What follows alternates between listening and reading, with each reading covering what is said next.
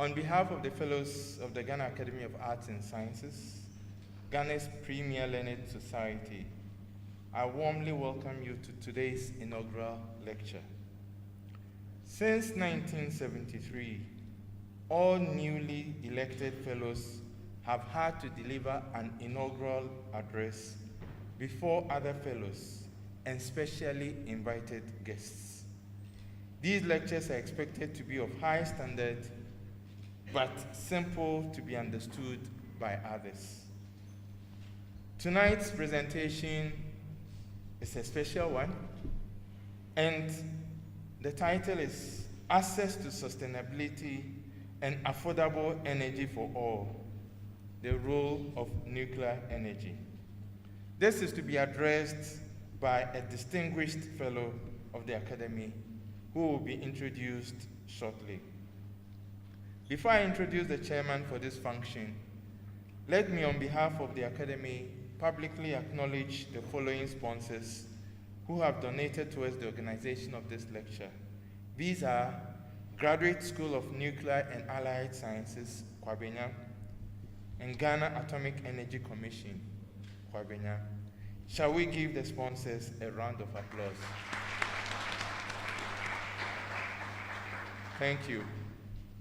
The chairman of this evening's event is no other than someone that I think so far I have introduced 3 or 4 times. He is in the person of Professor Samuel Sefadede, who is the Vice President, the Sciences Section of the Ghana Academy of Arts and Sciences. Professor Samuel Sefadede is a professor of food science in the Department of Food Process Engineering in the University of Ghana. He served as head of the Department of Nutrition and Food Science, also as Dean of International Programs and Foundation Dean of the Faculty of Engineering Sciences. He was chairman of the board of the Millennium Development Authority that handled Ghana's second Power Compact and served as chairman. He has also served as chairman of the board of MEDA for the execution of Ghana's second compact. He is currently the vice chairperson of the WHO FAO Codex Alimentarius Commission in Rome. Ladies and gentlemen, help me to welcome the chairman for this occasion, Professor Kwame Sefadede.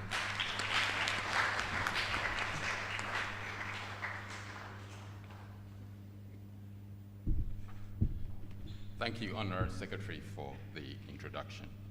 And good evening, ladies and gentlemen. Distinguished fellows of the Academy,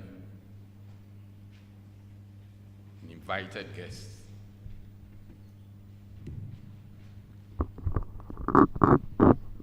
the Director General of the Council for Scientific and Industrial Research, and senior colleagues from the Ghana Atomic Energy Commission.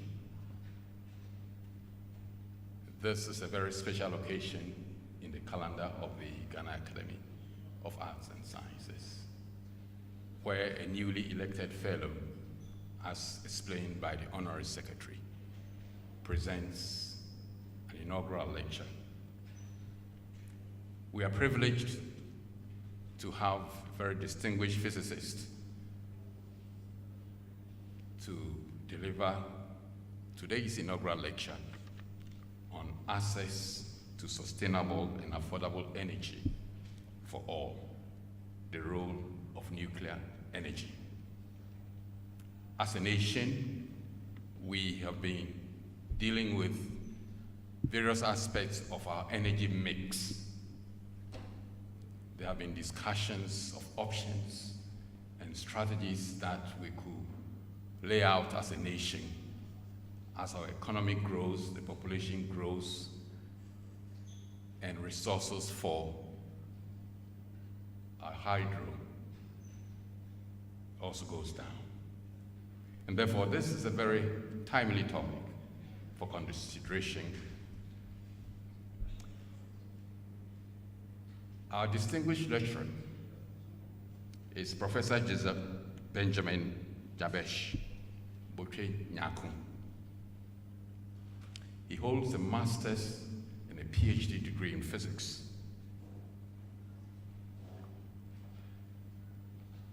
He's working with the Ghana Atomic Energy Commission, where he started as an assistant research scientist in 1994 and has risen through the ranks to be chief research scientist in June 2010, head of the Neutron Activation Analysis Laboratory Center, head of the Department of Nuclear Engineering and Material Science from August 2007, and now the director of National Nuclear Research Institute, September 2007. He was appointed Deputy Director General 1st June 2011, and later appointed as the Director General of Ghana Atomic Energy Commission on 1st of March 2012.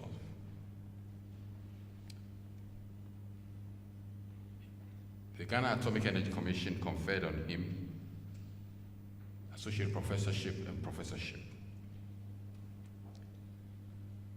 He's a lecturer in nuclear engineering, applied nuclear physics, and nuclear radiochemistry at the Graduate School of Nuclear and Allied Sciences, SNAS, of the University of Ghana. Indeed, it's a privilege to introduce this speaker to speak to us this evening on access to sustainable and affordable energy for all, the role of nuclear energy. Prof, your audience.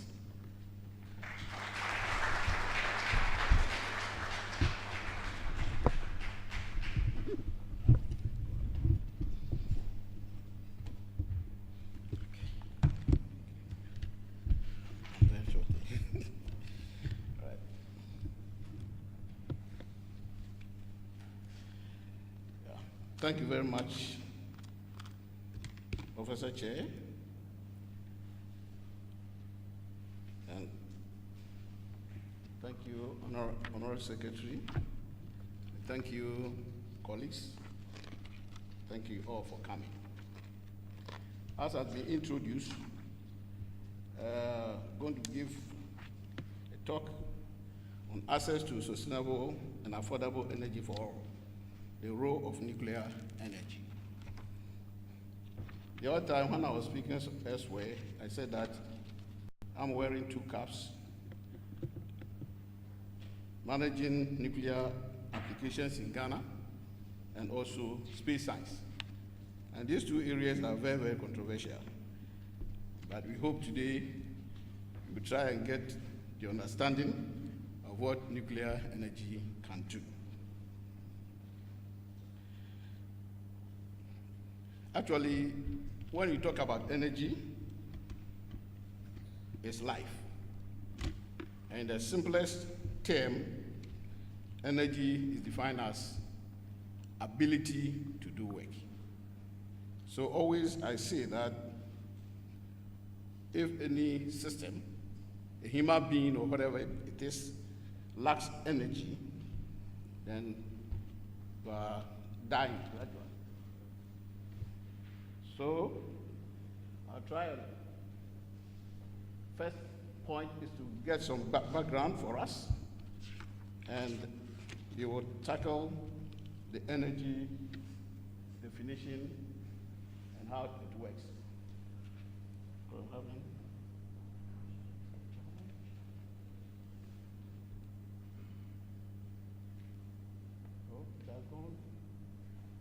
Okay, thank you very much. So, energy is and will continue to be a primary engine for economic development. Over the years, energy systems have grown more complex, particularly with urbanization and industrialization. New capacity, high growth rates in developing countries, growth of environmental resources, improvements in technology, evolution for all forms of energy resources have changed the landscape of the energy sector. Energy sustainability,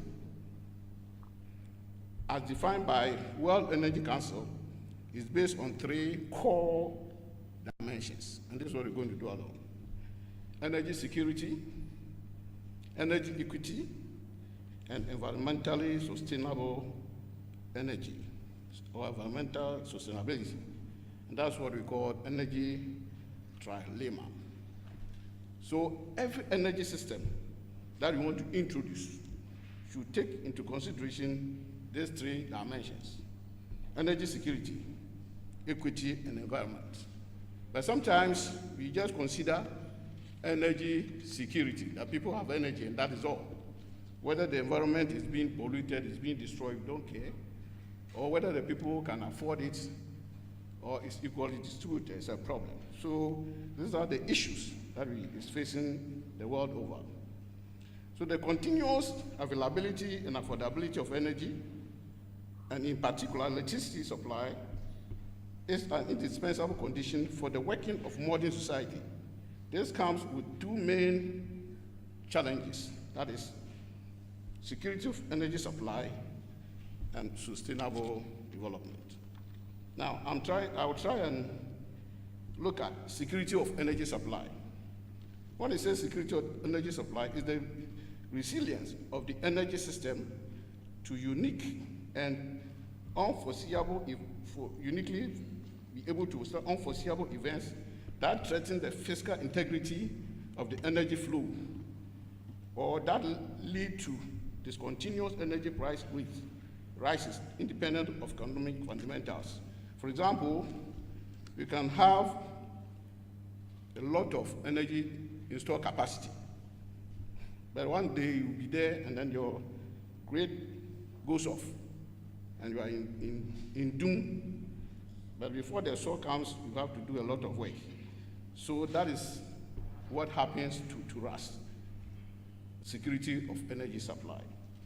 Then sustainable development is a process of change in which the exploitation of resources, the direction of investment, the orientation and technological development, and institutional change are all in harmony and enhance both current and future potentials to meet human needs and aspirations.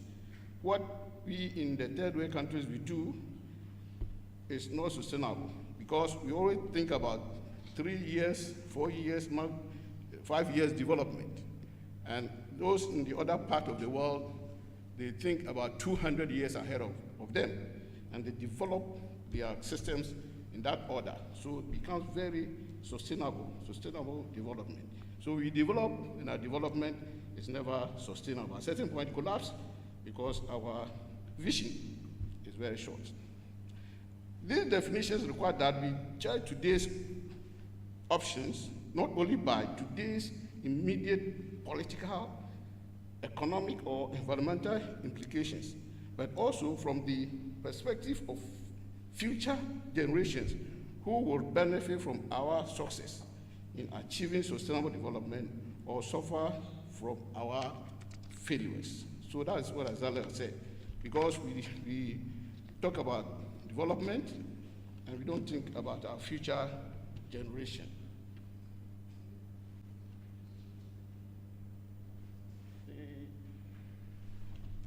The system movement is very slow for me. I don't know what else.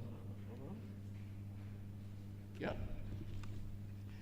Delivering policies to simultaneously address energy security, universal access to affordable energy services, and environmentally sensitive production and use of energy is one of the most challenging tasks facing governments and industry. Since the Paris Agreement on Action to Fight Climate Change, virtually every country in the world is now conscious of the need to meet the challenges of the energy trilemma. That's providing households with supplies of energy that are accessible, reliable, and affordable, and delivering energy to businesses at competitive prices, while at the same time ensuring that we generate and use energy in a way that protects the environment. That's by self-flowing.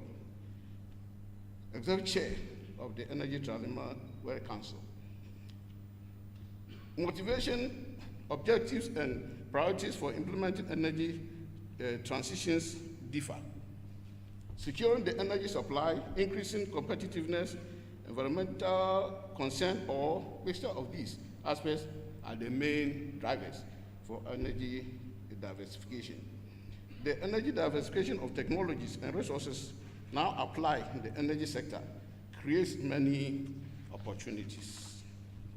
So now, for that introduction concerning how energy is, we now enter into the global energy demand and supply.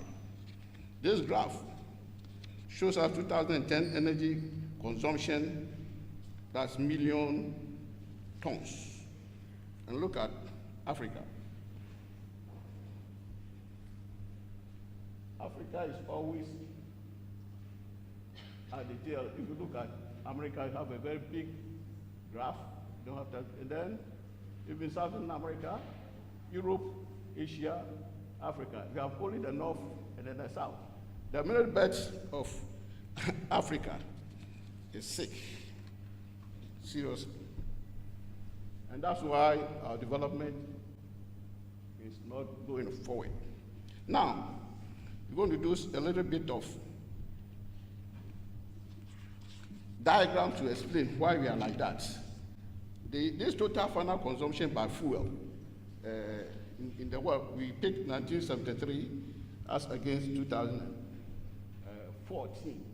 If you look at the fuel sources, you find out that nuclear, since I'm talking about nuclear, we talk about electricity generation. Electricity is 9.4% in 1973, and it increased in the margin of about 13.1. But that is not very much significant than the consumption by region. This is where we have to look at.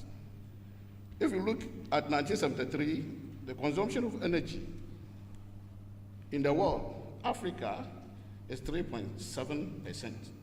But I'll compare ourselves to China. And from 1973, Africa grew with the energy percentage from 3.7 to 5.9. But China moved from 7.8% to 21.2%. So that is why you see that China is becoming the lead in the world economic development, because energy consumption, energy production is directly proportional to your development, because it's the ability to work. So if you have enough energy, you'll be able to do more work, and work generates income, and income makes you prosperous. But unfortunately, look at the African rate, very slow in our rate. But China wants to take over the world, so they took effort to ensure that they grew their energy sector. But the others are there, but because of time, I'll just compare Ghana, Korea, and those countries were together. But you cannot even compare China's energy consumption to the whole of Africa. How much more Ghana? Ghana to be just a torchlight, if you want to compare that. So that is the problem we are facing in our world that we live in. Now, let us now move to, okay, if you can control it from there for me. The next slide. Let's move to the next slide. Is for Africa. If you look at Africa, we have divided it into different sub-regions. If you look at the first side is fuel consumption. We have hydro, and then fossil fuel, that is thermal, taking chunk of the proportion by 2013, and hydro following. The rest are very small. You have nuclear being 2%, and we will come to that. But if you come to electricity generation by region, we divided Africa into about 5 regions. All the energy that we consume is from North Africa, which is about 39%, and Southern Africa, 45%. Look at West Africa. It's 8%, Central Africa, 3%, and East Africa, 3%. So the middle belt of Africa, as I show you, is the West energy consumption and production in the whole world. And that's why we are the poorest in the world. So energy generation, energy consumption is directly proportional to economic development. The next slide. The next slide shows us the Ghana's generation mix. We have hydro, that's installed, this installed capacity, so availability is different. Then we have solar, we have biogas, natural gas, and all the types of natural gases that we have, they are there, and diesel. So these are the energy mix for Ghana, but we come to that later. The next slide. Now, we are going to consider electricity and socio-economic development. And next slide. So if you, next slide. As I show you, look at the world at night. Okay,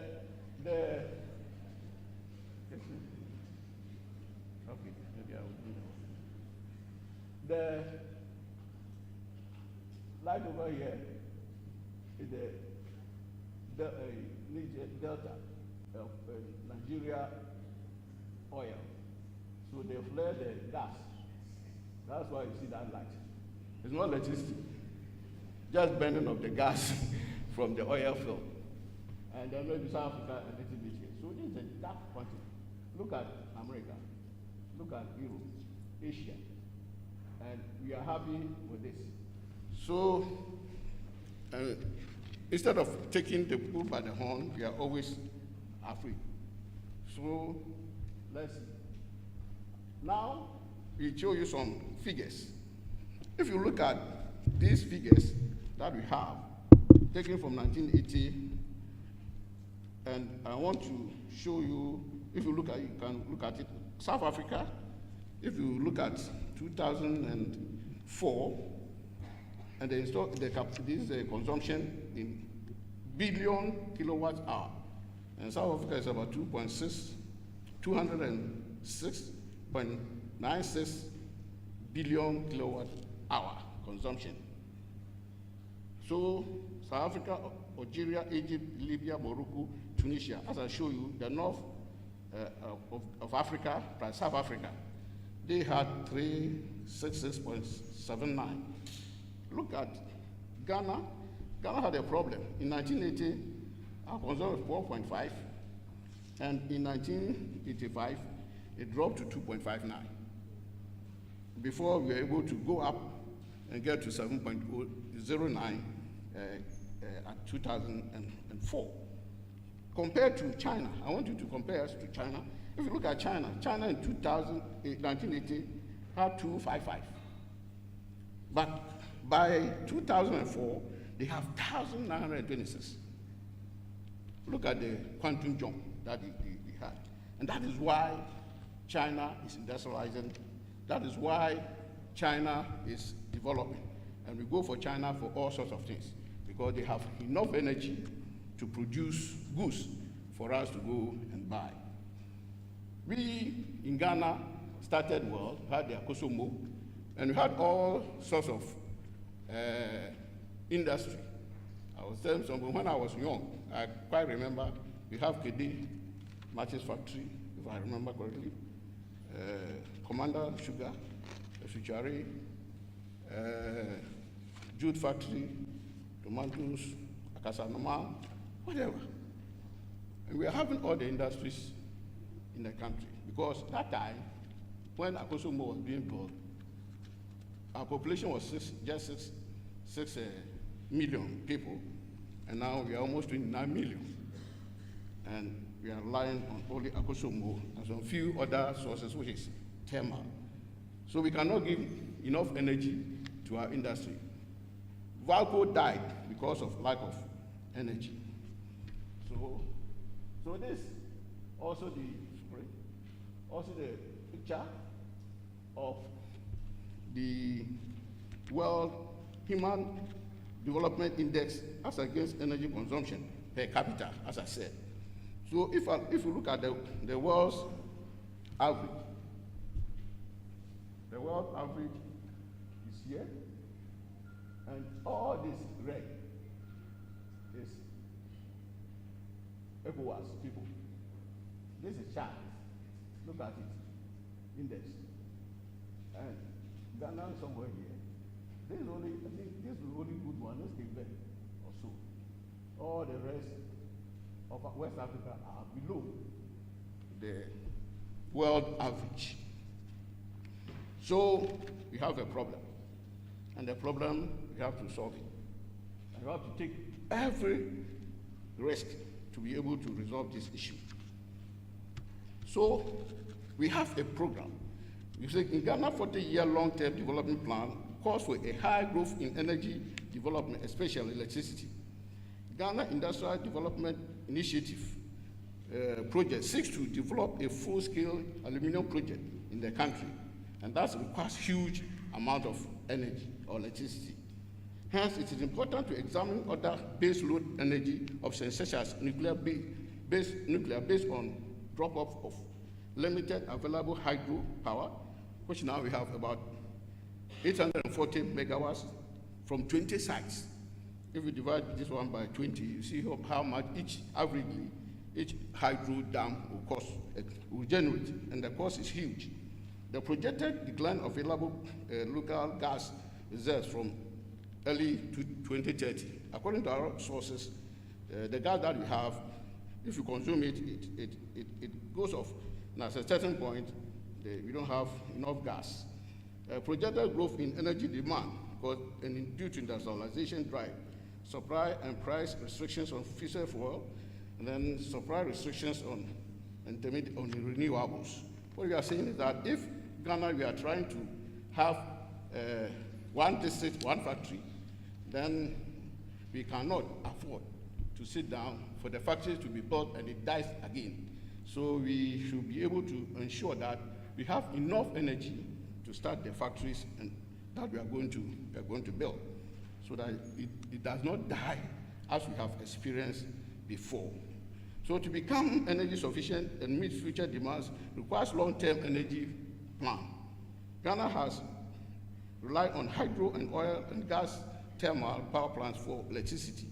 Recently, renewable energy, mainly in the form of solar energy, has been added to the energy mix, with new projects being developed. We know that we are working on solar fervently. But one thing, I think last time I was in Europe, and I met some group of people, and we were discussing energy, and then solar came in. And a group of people were there, and they said that they are responsible for cleaning and maintaining all the solar panels in Europe. And I said, wow. And according to them, that's the position on the solar can reduce your energy supply drastically. Even the night don't have the solar. But I told them, then we are in serious trouble. Because in Africa, in sub-Saharan Africa, because of the Sahara Desert, and during Harmattan time, you see the dust coming every time. So I was asking some of the people who are using solar, that you wash or clean your solar panel? They said they have not heard that statement before. I said, do you know how much it costs when dust is deposited on your solar panel? It reduces the efficiency by more than 50%. So you are just wasting energy and resources. So I was discussing with them for them to come here, and they said that they do cleaning for only bigger solar panels to the grid. And I understand that maybe we had about two megawatt solar panel in the north, and North is very dusty. I don't know whether they were ever able to clean it or they have cleaned the solar panel before. So if you have solar panel at your top of your roof, try as much as possible, do the Harmattan time to be cleaning it frequently. Otherwise, you are losing all the energy that you have. So these are some of the challenges. So the fact that you have a lot of sun beating us does not mean that solar can solve our problem. There are also problems associated with solar, and we try as much as possible to resolve it. That when we get the solar panel big onto the grid, how do we clean it? How do we work on the inverters? These are the things that we have to also be thinking of. We are not saying that solar is bad, but we have a peculiar problem in dealing with the solar in the world. And if Europe, that is clean, is cleaning their solar panels, then we just put it there and just sit there for the solar panel to do magic. It's not like that. So we have to diversify. As we diversify, we should do our own research at home and to be able to see how we can make our solar systems very efficient. A number of energy sources, technology options for baseload electricity generations exist with major environmental, political, and economic trade-offs. Nuclear and coal. And coal, now they say they have clean coal. We'll see how it goes. Now, let's talk about Ghana's energy. So Ghana's energy demand forecast. This, what we have done here, excludes what we are talking about, the industry, like the aluminum, the iron that we are going to mine. These are huge. The other time I received a document that suggests that we have to get about 20,000 megawatts of electricity for us to be able to deal with the iron and then the bauxite deposits in the country. So these ones, we cannot use solar to get the aluminum and then the bauxite to get the aluminum. So we need it. But these are scenarios that are based on the normal demand and supply. Somebody, when we went to Korea, and Korea during the World Cup, they have to shut down some of their plants, especially the nuclear plants, so that they don't go waste. But in Ghana, when there's World Cup, then our grid goes off automatically, because the energy that we produce is basically for home use. It's good when they leave the industry, they leave the factory, and they are going to watch the football, then you have to shut down some of the plants because the industry is not working anymore. So the energy is being wasted. So they shut down their plant. But when there's football match, you have to borrow electricity from Ivory Coast to be able to watch the football. It means that we are not productive. If you are productive and there's a football match, you shut down your new power plant so that you reserve energy. But if there's a football match and the light can go off, people just use it to watch television of 80 watts, it goes off, then we are in serious trouble. So these are the scenarios that we are having, the high scenario and low scenarios. And as I told you, we have these are the hydro areas that we have.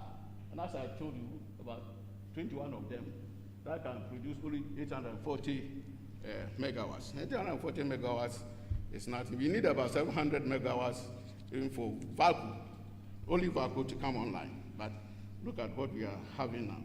So we have a problem with hydro resources in the country. We cannot rely on it. And then there's the gas that I talked about. If you look at the scenarios, about the year 2036, we have a problem. And this we took from GNPC. And as we consume, things go on. And now, the next base load energy that we can talk about is nuclear energy. And why the rising expectation of nuclear? We have economics, energy demand, technology, energy resources, climate change, and then emission and waste. So this man is thinking how to combine all these problems and use some simultaneous equation to solve. So he's thinking. So let us see if we can join him in the bid to resolve his headache. So, compared by the combination of a growing population, the need for socioeconomic development, and escalating environmental challenges, many countries are looking into possible options to secure sustainable energy supplies, including nuclear energy. Different countries face different demands and have different opportunities for nearly all of them. The best energy strategy involves a mix of different energy sources, and for nearly all of them, the best mix is different. What I'm saying is that, as I showed you, we can get a mix: hydro, coal, thermal, whatever. But we show you and find out that Ghana, if you rely on the hydro is level 840, we have renewable, we are installing, we have a problem of how to get it working with a high efficiency, and we have other sources of having this greenhouse emission and those type of things. So we have to make a model to combine and see which ones are of good use for us. I always say that there are no advantages without disadvantage. Every system, everything has good and has bad.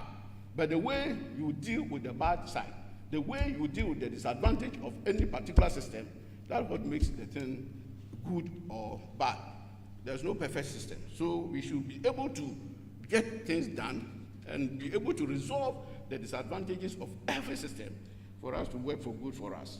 The key motivation factors for nuclear energy: overall growth in demand for energy. In Ghana, we have gone through, I'll show you, a lot of doomsday from the past. Our doomsday started in 1984, and it's continuing. Now, I don't know, there's a wedge somewhere, so the doom is gone a little bit. We have the saw. We don't know when the doom will come back, but we have to know that there's a growth in the demand. So, and then energy diversity, desire to diversify among different forms of power generation, to limit the religion and influence in all forms of the energy generation. Then energy security, that's self-reliance. Many nations lack fossil fuel reserves to support power generation. I understand that now we don't have coal. If we go for coal, we have to import this coal from either South Africa or China. And you know how to cut the coal from that place to the Ghana. And one day when the ship has not landed, then the coal power plant is off. Then what do? Many nations with fossil fuel reserves project are also getting exhausted by in the 21st century. Then emission, that is global warming, we are aware of that one. And then energy substitution, and then economics of energy. For example, low operational costs due to cost of fuel. If we come to the economics, you see, and nuclear has a very high capital intensive. The project, when we start, about more than 60% of it is the beginning for the construction and then operation. But after that, if you leverage it, the fuel cost is about 34%. If you go to gas, it's 89%. If you go to coal, it's also 78%, the fuel. And the fuel is the most important. If you build a house, you invest in the house, and you are done. You don't have anything. If you put tiles on it, you don't paint it. But if you do it like this, every time you have to paint. But the person who uses tiles will definitely spend more than you.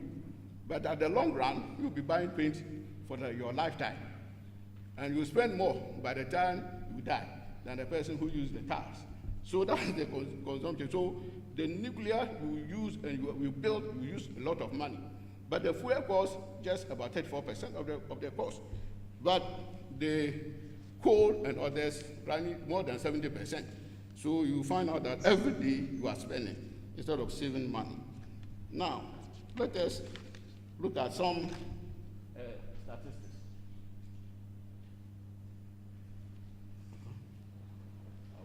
Yeah. Now, status of nuclear power worldwide. As we speak, on the 1st of August 2007, the data we had is that we have about 448 nuclear power plants operating worldwide. Only 2 in Africa. And these 2 is in South Africa. That's why when you saw that thing, there's a little bit of light down there in South Africa. Then we have 33 countries operating nuclear power plants. And we have 1 in Africa, that's South Africa. The installed nuclear capacity is currently at its highest. We have 392 gigawatts electrical.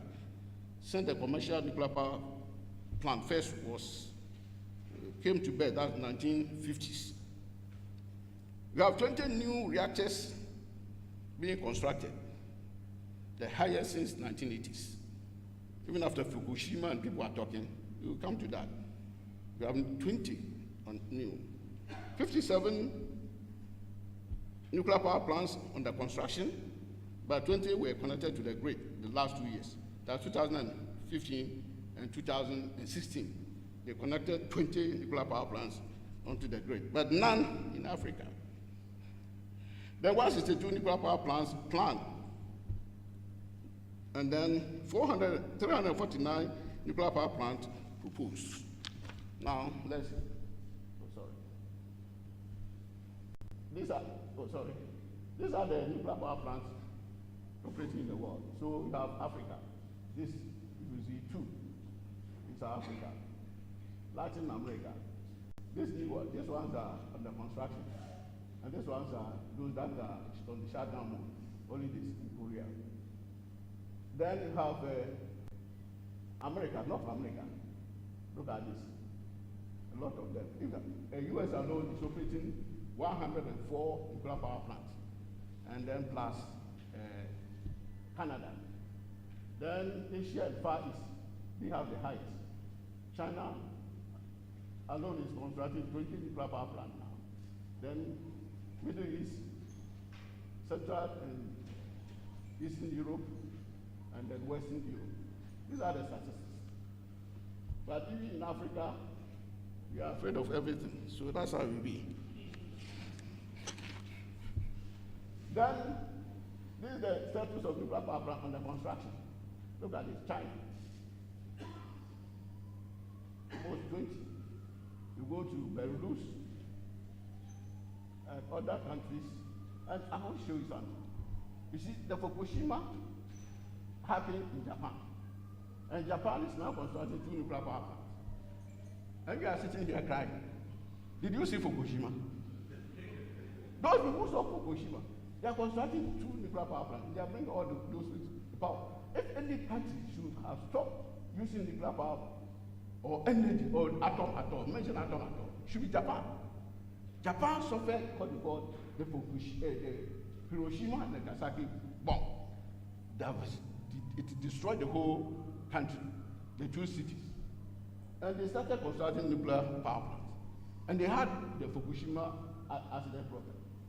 They shut down, they did all the analysis, and then they are bringing it on board and constructing more. And we are here crying for them. The Fukushima happened on your own, then you will run away, you never exist on this planet. But those where the Fukushima accident occurred are still working on this. And countries like either Japan, Pakistan, Slovakia, Ukraine, and United States, they shut down for a very long time. Now they are constructing 2 more, and they are going to build up. Argentina, Brazil, Finland, France, these are the countries that are serious. But I don't know, sometimes we always want to go with the losers. There are 33 countries operating nuclear power plants. If one country says that no, why do you always follow the losers? One country, maybe Germany, say we are shutting down nuclear power plant. Why don't you follow the 32? But you are following one person.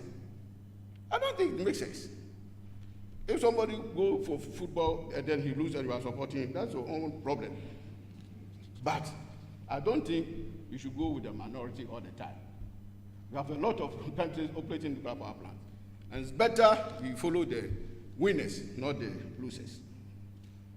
Okay, I think I have to hurry up. Because sometimes I get impatient. But anyway. So, status of nuclear power plant, first grid connection. So, we are doing this analysis. From 2008, thereabout, there was no grid connection. But in 2009, two were connected, 2010, about 5, 2011, and it came down. This 2011 was going up. And then Fukushima occurred, 2011. So it dropped. And after you see, it dropped and now it moved up. After they have resolved every issue, they stopped talking about it. They saw the way forward. So in 2015, 10 went online, 2016, 10. In 2017, we have about 3 and ongoing. So you'll see that people stop, they think, they model, and then they move forward. But we panic, shiver, and sleep. So that is the problem we have in our part of the world. Anything that happens gives you a way of reshape your mind and your attitude of doing work. So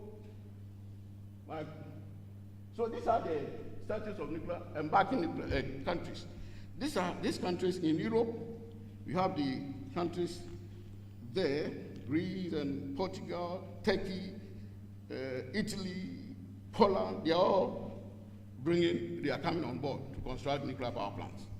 If you go to Eastern Europe, you have a lot of them: Georgia, Kazakhstan, Latvia, Croatia, and North Africa. They are all on board. Algeria, Egypt is far ahead.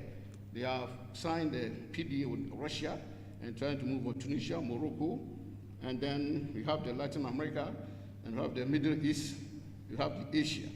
So, and especially the UAE. UAE, they have more coal, more gas, more oil, gas, and everything than us. But they are, United Arab Emirates, they are constructing 4 nuclear power plants. The first one is coming online this year. And the small oil we discovered, we are happy. In sub-Saharan Africa, there are other countries that are coming on board. Ghana is part, Kenya, Namibia, Nigeria, Senegal, Sudan, Tanzania, Uganda. And all of these countries, it's only Ghana that has a well-structured, atomic program, which has gotten international recognition. And these are some of the figures that we have. Because of time, I'll jump into some of the things. So let's look at the nuclear energy itself, advantages of it. Why am I bragging so much? The nuclear system, first of all, has unmatched reliability. When you say reliability, sometimes that we call it capacity factor. If you have installed capacity and you cannot get it on the grid, then you have a problem. We call it low capacity factor. But nuclear has the highest of about 90 something. The worst of it is some of them is maybe solar. Solar 24 hours. 12 hours is gone already. In the night you don't have solar. So if you don't store it, you'll be sleeping in the darkness. But you have high capacity factor, ability to produce large amount of power base load, and it can be operated for 24/7 for 18 to 24 months. That is, when you start the nuclear power plant to operate, you will not shut down, you will not do any maintenance until maybe small maintenance, but you will not shut down for 1.5 years or 2 years before it shut down briefly for maintenance. And then it has also the electricity supply is very reliable and it can diversify in so many ways. Because of time, let me move on. Then we have other factors like a levelized cost of energy. And we say that is an energy economics. You have to do so.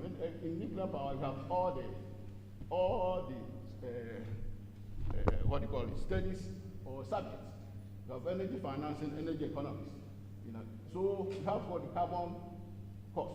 Now they are going to get a carbon cost for every energy that we produce. Now this is if the carbon cost is $30 per ton, and this is what you have. But at a 3% discount is nuclear, 7% discount is nuclear, but at 10% maybe it goes up a little higher.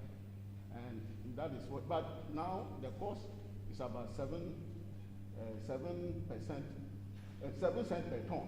But later on, maybe they want to push it after this to 30 tons or $30 per ton. And you have to pay, it comes with the cost. And these are some of the relative competitiveness. Because of time, very distant, let me move forward.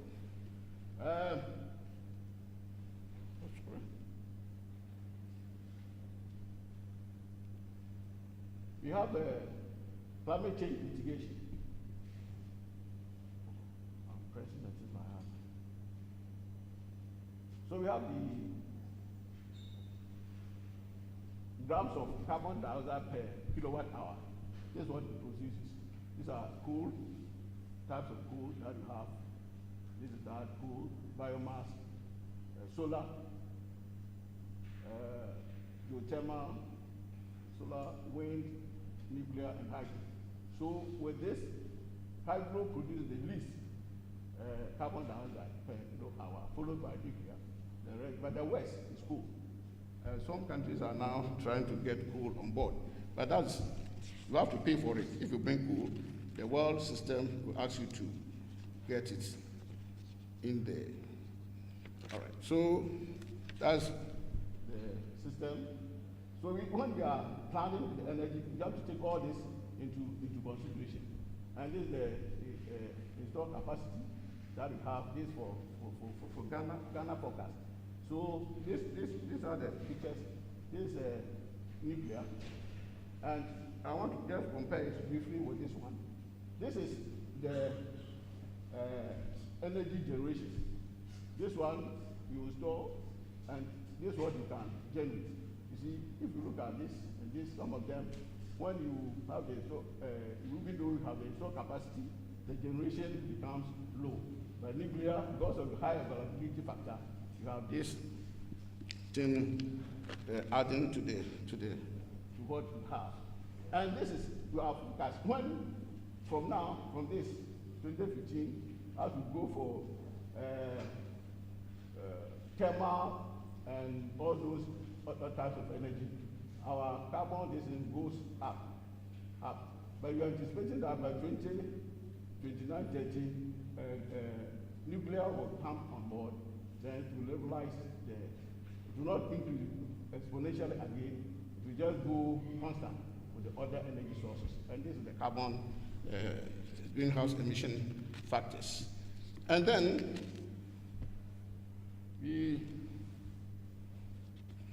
so the climate change mitigation, the role of nuclear.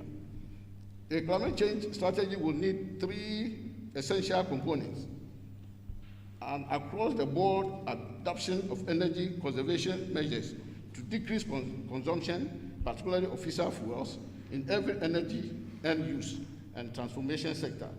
The substitution of fossil fuel-based electricity with low carbon sources such as nuclear or renewable energy, or with fossil fuel power plants equipped with carbon capture storage technology is very necessary. Then the electrification of energy use in buildings, industry, transport sector, whenever possible. We have to make sure that we economize the energy use. These are the factors that we have to consider when we are moving there.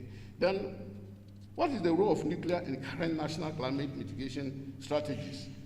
In the world, 10 countries explicitly listed nuclear power in their national climate strategies. They include 5 countries currently with nuclear power programs: Argentina, China, India, Islamic Republic of Iran, and Japan. 2 countries with nuclear reactors under construction: Belarus and United Arab Emirates, also have it. But surprisingly, 3 countries, prospective countries, Jordan, Niger, and Turkey. And surprisingly, Turkey, Niger, who is just ahead of us there, this one, is in Africa, and he also stated it. But I don't know why, where they have reached. But it's a little bit surprising anyway. Then India, the most ambitious nuclear deployment plan with an 8-fold increase in nuclear capacity relative to current levels in order to meet their national climate objectives. That's, what do you call it? India. They are constructing a lot. Because they have the technology, they have started constructing a lot of nuclear power plants. And these are the external factors. And if you look at it, you have the low scenarios and high scenario of the external cost. Euro cent per kilowatt hour. I don't want to go into that because time is moving fast. Now, comparison of nuclear with other options. Let's see. You see, this volume of waste generated in nuclear, in all the maybe coal and then nuclear. If you look at the waste generated here is coal, oil, and other energies. And these are the waste. But for nuclear, we have different types of waste. High level, low level, small and big. So these ones, low level, and those are stored on the surface. The rest go down. The high level waste go to the repository. And that is where people have the problem. But we always have to go deep into the earth to bury it there. Then we have, people are afraid of radiation, everybody. But let's, in the well proportion of radiation, that occur every day, we have this natural sources. I was telling people that if you fly from here to UK and come back, you receive more radiation than me working at the reactor for 20 years. They don't believe it. But this is it. This is the natural one, and this is the diagnostic X-ray.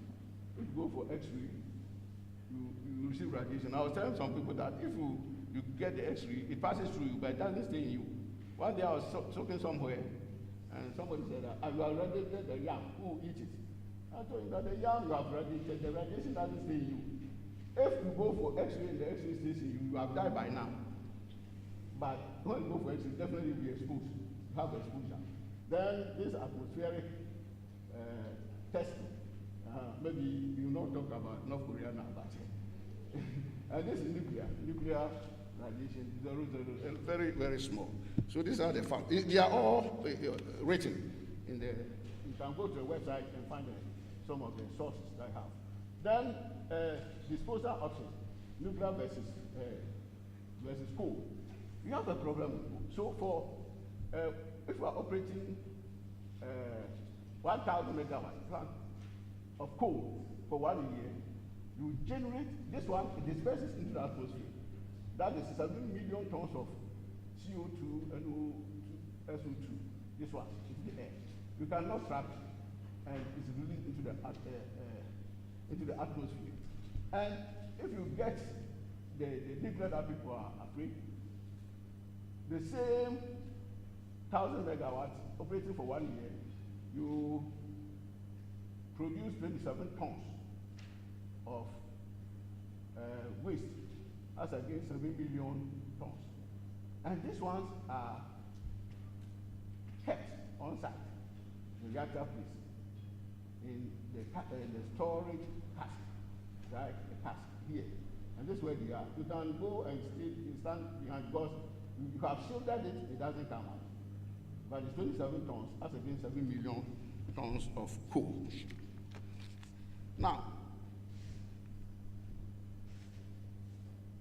Now we have also fuel requirement of all the other energy sources.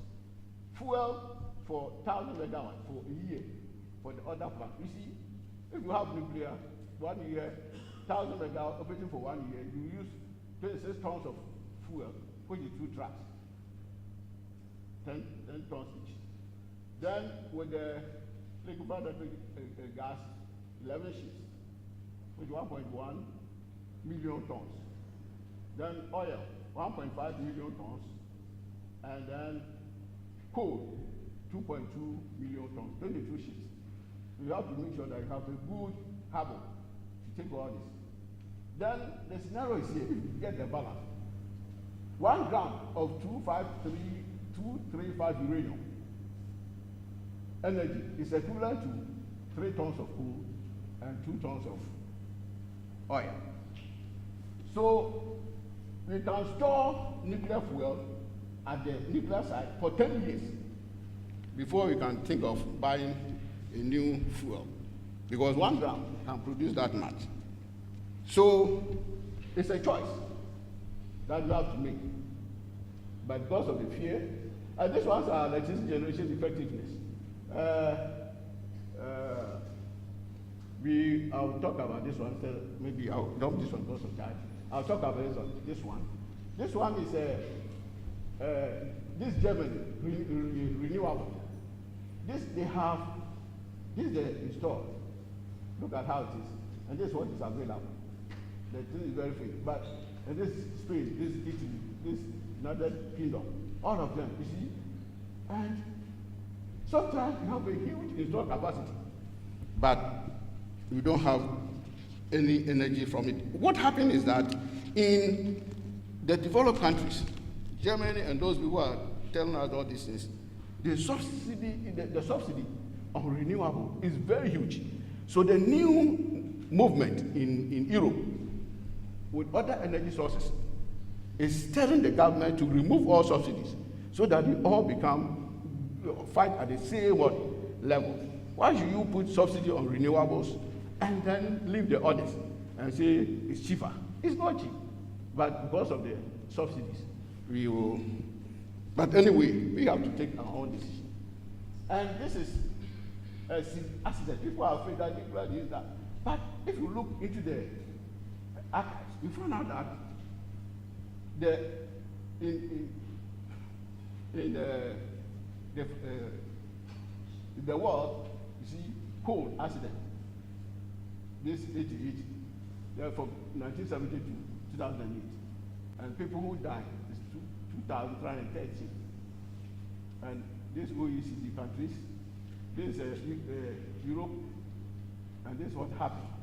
This is oil, this is gas, this LPG, biogas, there's nothing small, this thing here, hydro, geothermal, wind, and nuclear.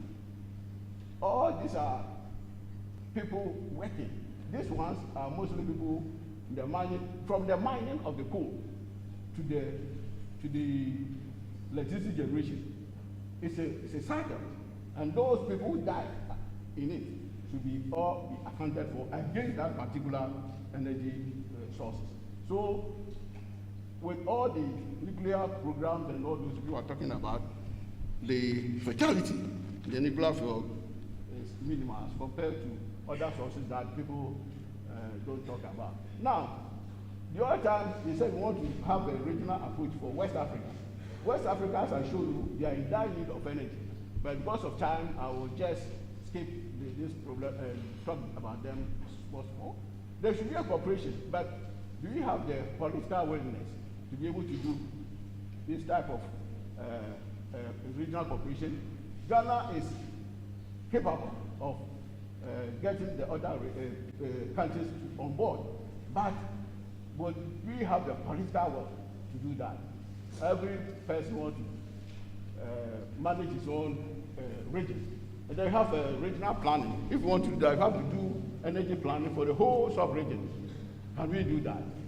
Then technical requirements. The grid and other things are different. Transmission, distribution, different from different countries. How do we do that? And we have a regulatory framework and legal laws that govern the system. Will we be able to combine all these things for the sub-region to be able to do that? Then we have the infrastructure, different infrastructure regime in all the regions in the sub-region, West Africa. And then we have to look at the legal framework, regulatory standards, education, different, even at different levels. These are challenges that makes regional approach very difficult. But there are other benefits that we can derive from the regional scale by harmonizing so many of these things. And there are also potential challenges, as I said, political resistance, political strengths, political change of government, military rule, and all those type of things.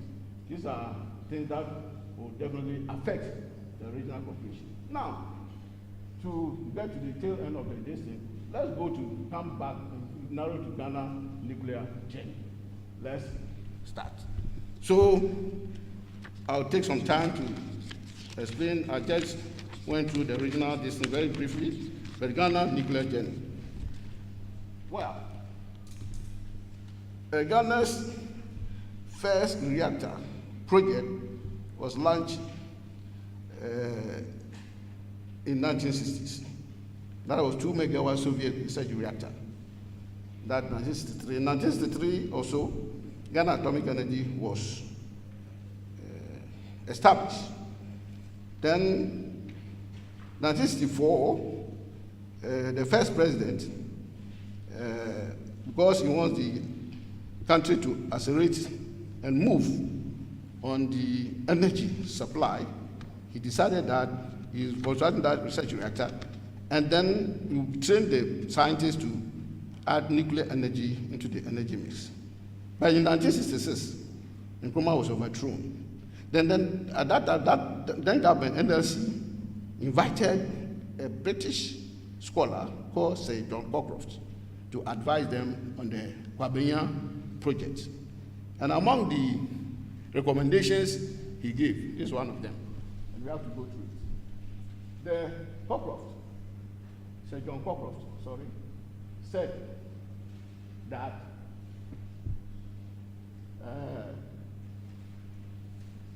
in view of the capacity of the water hydroelectric power, for some 20 years to come, a reactor is unlikely to be necessary for the purpose of producing power.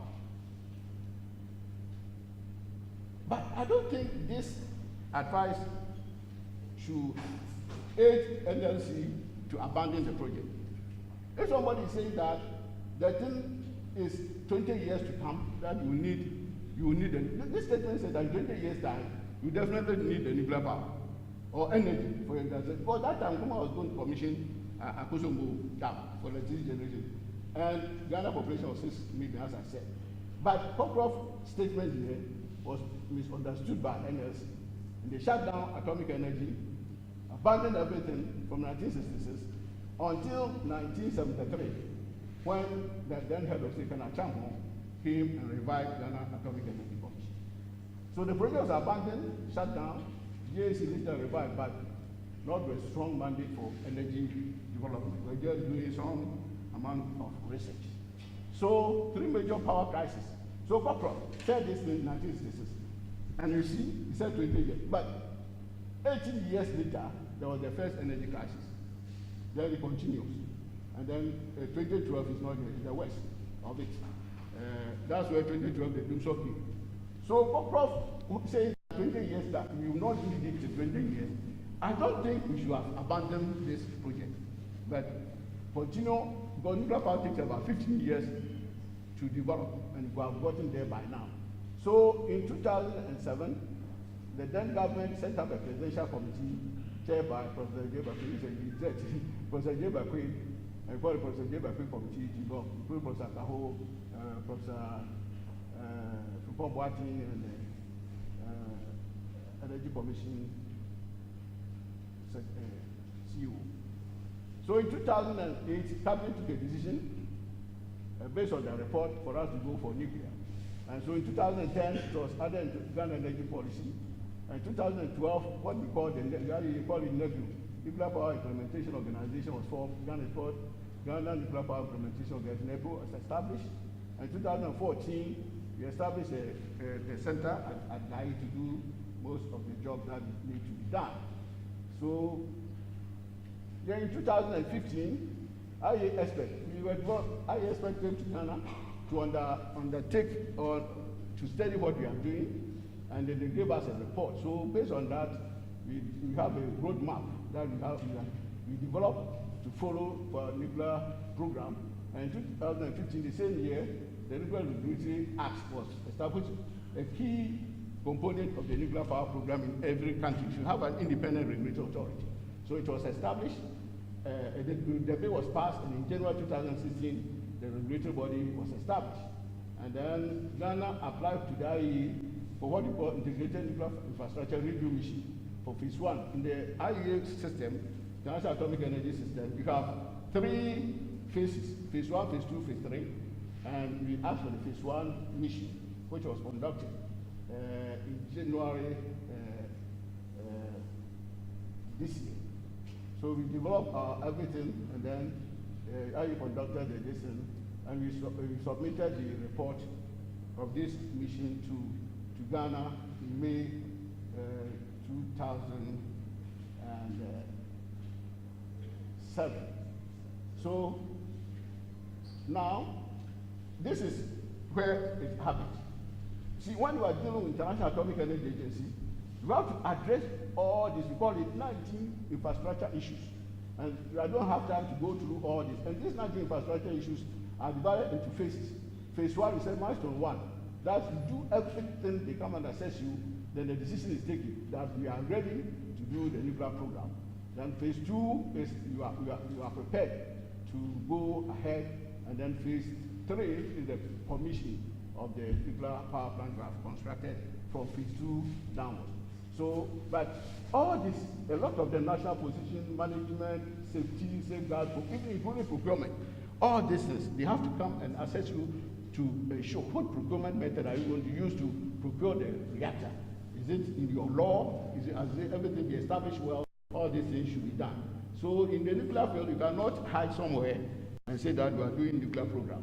The international community have to be on you for you to do the right thing at all times. So 3 key organizations are involved in this program. That's the government or the nuclear power implementation organization. These are to coordinate the work and then prepare the policy. The regulatory body, the nuclear regulatory body is very important, because without a regulatory body, nobody will allow you to go for nuclear power, because you'll be a policeman to check your conduct and everything in this field. Then we have the owner operator. Where we are now, the government received a letter from government that we should prepare a memo, cabinet memo, for government to establish an owner operator that will manage the nuclear power program. And when this is done, then the owner operator takes over and will do every work in phase 2 with the vendor country, the company that's going to establish the nuclear power program, build the nuclear power plant. So that's where we are now. Then in the Indian mission, in the Greater Nuclear Infrastructure Review Mission, we had recommendations. We deal with the 19 issues, and we had 12 recommendations and 8 suggestions. And they identified 3 good practices. And the general observation from the Indian team was that Ghana had made considerable progress in the development of phase 1 nuclear infrastructure that will require for the country to make a knowledgeable commitment to a nuclear power program. Knowledgeable commitment, we established the owner operator, and we proceed with this thing. So the government is taking on. So this is the picture showing this Kudakov. He is the Deputy Director General of the National Atomic Energy Agency, submitting the Indian report to the Minister for Energy, Honorable Wachi Ejapon, in Ghana on 24th May 2017. So at the Ministry of Energy. So the report is being reviewed, and we are working on the recommendations. So the report noted this: update the Ghana's energy planning projections. This one, our energy projection was done by Energy Commission in 2009. But it said if you update it, because that time we have not found oil, we have not found gas, so we have to make sure that we incorporate everything to it. The analysis of feasibility of incorporating a nuclear power plant into the national grid. So we have also to do the grid assessment, because if you add 1,200 megawatts into the grid, will it be able to stand it? And that's what we have to do. And then the siting and also other public acceptance. of the system and also update of our regulatory bill. Among the good practices we have here, because of time, but one of the things I want to say here is that it is important to note that all the above has been done with no external consultants and limited personnel. What happened is that when they came, the first question they asked when they look at all documentation and everything, they said, how many consultants came to Ghana to develop this, our system? And I said, we use ourselves as consultants. It's not everything that Ghana, we should go for consultants to come and take our money. The work that people did will cost more than $1 million US if we have gotten consultants to do it for us. But we have the capability because during Professor Kao's time, we established the graduate school of nuclear and life sciences, and we were able to train people, competent people, to be able to do all this work without any external experts. And they were marveled at the work the Nuclear Power Institute had done. So we thank them very much. Then, Professor Chair, let me draw the curtain down by saying some few things because it seems the talk is coming too much. So, what we want to conclude as a number of countries have used nuclear to transform every facet of their economy through localization policies. Ghana can do the same by relying heavily on our available local talent pool. As I said, we have a good people, and Ghana is the only country that, from the 10 countries that the IEA has conducted in the mission, that have no problem with management issue. When your management issue is settled, they know that you are on the right path.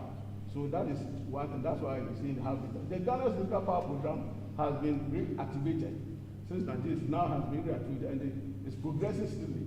Considering the immense support the IEA has given the program, we cannot afford to miss out this time.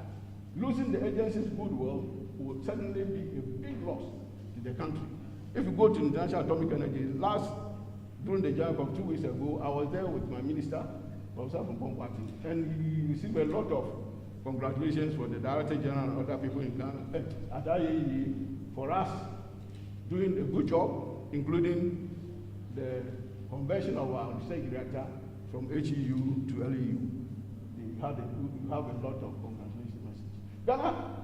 Has Ghana asked the question why countries like China, Turkey, United Arab Emirates, Egypt, Russia, South Africa, etc., are investing in nuclear energy for the future as proposed to fossil fuel? That's a question you have to. It's a question I'm asking everybody. You have to ask ourselves. Now, well, Chair, let me have two quotes. One from our first president, and one from Robert, the powerful Hungarian energy expert. He said, in 1964, we believe that the amount of energy which can be generated in Ghana can play a decisive role in the development of our country, development of our industry, agriculture, health, and other services. Certainly, the foundations for the effective and rapid industrialization of our country must rest on the provision of cheap and abundant power. This is as far back as 1964. And we are here yet to. Let's look at another point. So electricity is the energy commodity that separates the developed countries from the rest. Countries that can provide cheap and reliable electric power to their citizens can grow their economies and create wealth. Those who can't.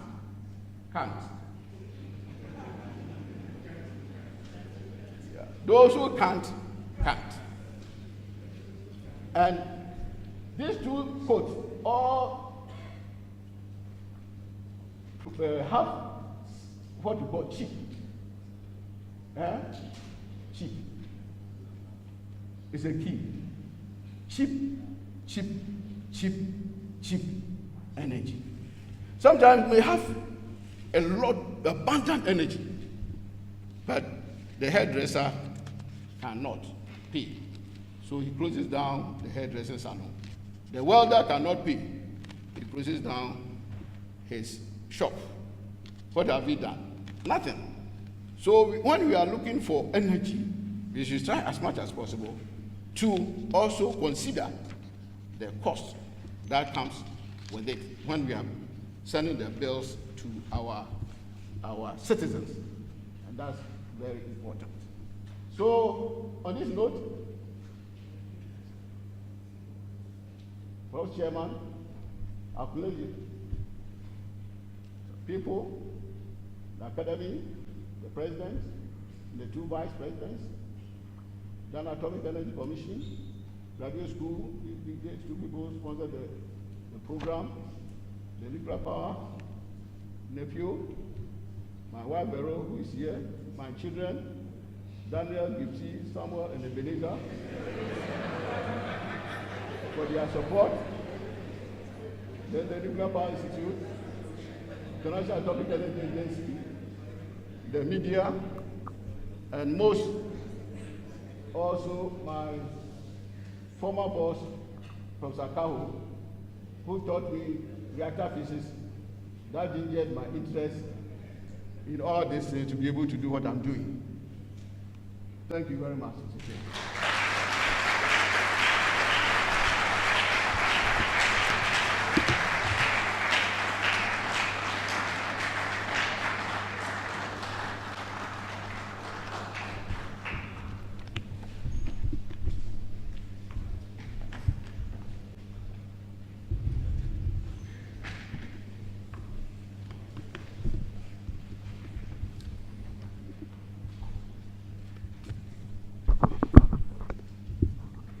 Past President of the Ghana Academy of Arts and Sciences, distinguished fellows of the Academy, distinguished ladies and gentlemen, if there is one aspect of unknown that many people are scared of, is the nuclear, and the impact, the devastation we all fear can happen.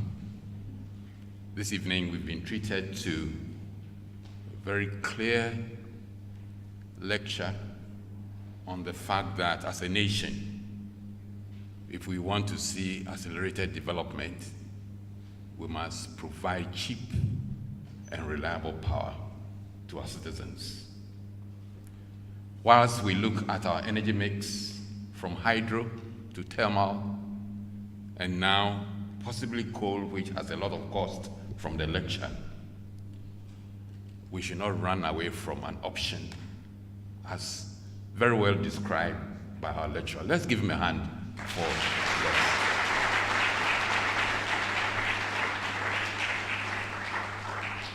I don't intend to summarize his lecture. It's been very clear. But let's say that he's thrown a few issues for our consideration. That the path that we have taken as a nation in reactivating our interest in alternate sources of energy, including nuclear, should not die. If we're looking at the next 50, 100 years, we are fortunate as a nation to have the human resources, as he showed.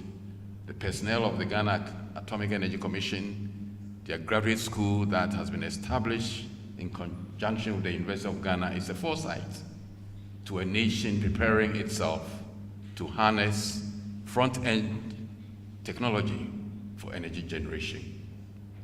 I trust that we leave here convinced that we should, as a nation, consider this energy mix. There are issues, however, linked to this energy, and I trust that the public discourse, both technical, social, and environmental, will be factored in as we move forward in this very exciting field. Thank you very much, Prof, for your lecture. Thank you once again for doing this. Thank you also for being a good audience. Thank you.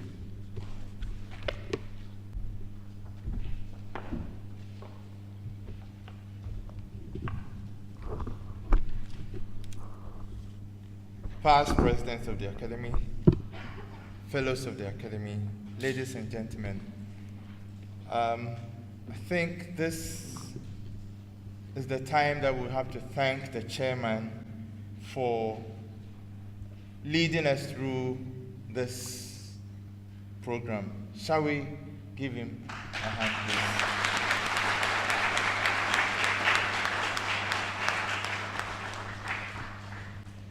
Ladies and gentlemen, there are some few announcements that we would have to take care of. First, the Academy has 3 programs lined up in the next few weeks. The first is that next week, Tuesday, 10th October, at 5:30 p.m. here, there will be another inaugural lecture by Professor Helen Law. And this will be The Tyranny of Foreign Expertise, Epistemic Injustice in the Global Arena with Impacts for Ghanaians' Public Health Care. Don't ask me what it means. Come and you will know what it means. And this would be at 5:30 on Tuesday, October 10th, 2017. Then on October 19th, Thursday, October 19th, 2017, the Ghana Academy of Arts and Sciences, in conjunction with Artists Alliance Gallery, will present 60 at 60, an exhibition of contemporary art. This will be done at the Artists Alliance Gallery, La, and it will start at 5:30 p.m. on Thursday, October 19th, 2017. Then on 26th October, Thursday, 26th October 2017, here at the Ghana Academy of Arts and Sciences, Professor Hans Edu Dapa will deliver his inaugural lecture with the title, Achieving Food and Nutrition Security Through Plant Breeding. I think this one is manageable to me. Achieving Food and Nutrition Security Through Plant Breeding. You are all invited. Please, let's come on time. We would aim at starting exactly at 5:30. Shall we? The next announcement is that reception would be outside. So please, from here, we would go outside and be refreshed I think, in the gardens outside. Shall we please rise for the platform party to exit? We've come to the end of the program.